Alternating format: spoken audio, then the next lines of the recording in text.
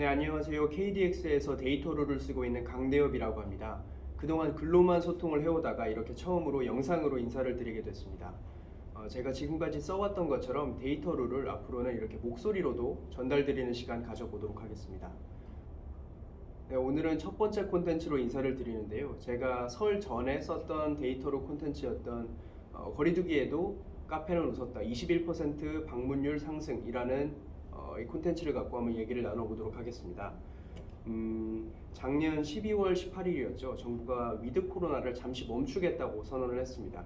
아무래도 오미크론도 확산되고 연말 연시에 사람들도 많이 모이기 때문에 그 확산세를 감안을 해서 좀 죄이겠다는 거였는데요.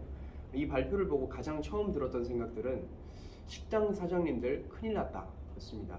왜냐하면 카페는 아무래도 오전부터 오후까지 사람들이 점심 먹고 저녁 먹고 아침에도 수시로 이렇게 왔다 갔다 하곤 하지만 식당 장사는 보통 8시, 9시부터 그 대목이 시작되기 때문이죠. 식당을 운영하고 있는 제 지인 중에 한 명은 위드 코로나가 중단되면 이 장사를 그만두겠다라고 말할 정도로 저한테는 좀 인상 깊은 순간이 있었습니다. 그래서 거리두기 강화 이후에 전국 식당과 카페 이용률이 얼마나 달라질까, 두 업종에 미치는 영향이 얼마나 다를까, 이걸 분석해 보고 싶었습니다. 거리두기가 시작된 작년 12월 18일 이전 3주와 이후 3주를 비교해 보기로 했는데요. 삼성카드의 결제 데이터 6,700만 건과 TDI의 유동인구 데이터 1,400만 건을 분석해 봤습니다. 결과가 상당히 흥미로웠는데 식당 이용은 제 예상대로 줄었지만 카페 이용은 무려 23.71%나 상승한 결과가 나왔습니다. 네, 우선 식당부터 살펴보겠는데요. 식당을 방문해서 이용한 비율은 8.4% 감소했습니다. 네, 배달이 5.1% 상승해서 어느 정도 감소폭이 상쇄될 수는 있지만 배달을 하지 않는 식당들도 있죠. 이 배달을 얼마나 하지 않는 식당들이 많은지에 대해서도 관련 단체나 정부 기관에 문의를 해봤지만 지표를 갖고 있는 곳이 없더라고요.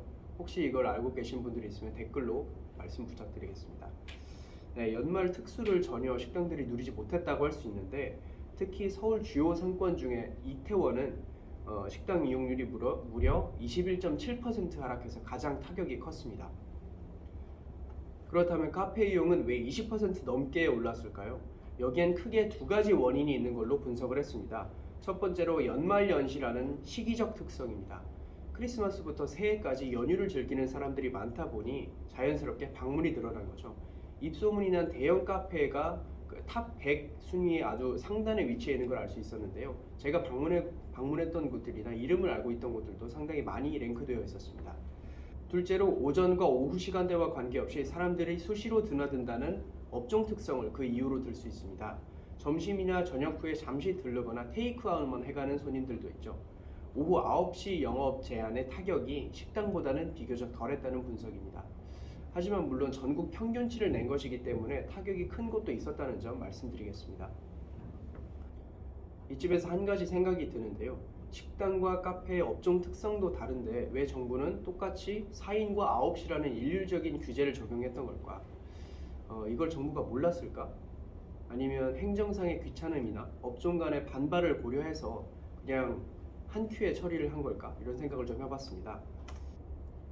이 때문에 정부가 업종 특성이나 시기적 특성을 고려하지 않은 채 행정 편의주의로 일관하고 있다라는 비판도 나옵니다. 구정우 성균관대 사회학과 교수님을 제가 인터뷰를 했었는데요. 이분은 업종마다 이용 패턴이 다르기 때문에 방역 정책을 유연하게 펴는 방향으로 바뀌어야 한다라고 코멘트를 해주셨습니다.